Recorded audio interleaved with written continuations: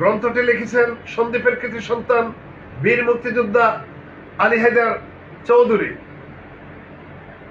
11 April শনিবার 26 খ্রিস্টাব্দ।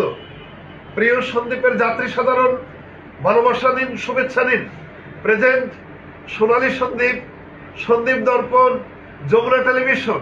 আমি সন্দ্বীপের জনগণের খেদমতে স্থানীয় সাংবাদিক চারু মিল্লাত বলছি। স্বপ্নের ফেরি বাঁশবাড়িয়া থেকে ছেড়ে যাবে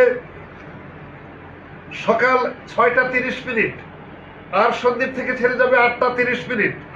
দ্বিতীয়টি ফেরি বাঁশবাড়িয়া থেকে ছেড়ে যাবে দুপুর 2টা, আর সন্দ্বীপ থেকে ছেড়ে যাবে 3টা 50 মিনিট। স্টিমার শুধুমাত্র সন্দ্বীপ থেকে ছেড়ে যাবে 7টা 30 মিনিট একবার। নৌপথে আপনাদের যাত্রা শুভ হোক, নৌপথে আপনাদের যাত্রা নিরাপদ হোক। উল্লেখ্য, আমি সন্দ্বীপ বলছি, আমার খাল আমাকে ফিরিয়ে দে। আমার খাল যদি আমাকে ফিরিয়ে দেওয়া না হয়, সন্দ্বীপের সমস্ত খাল যদি উন্মুক্ত করে দেওয়া না হয়, সন্দ্বীপের সমস্ত খাল যদি খাল খনন কর্মসূচি হাতে নেওয়া না হয়, তাহলে সন্দ্বীপের মানুষের দুঃখ কষ্টের কোনো শেষ থাকবে না। গত বছর বন্যা হয়েছে ফেনীতে, গত বছর বন্যা হয়েছে নোয়াখালীতে।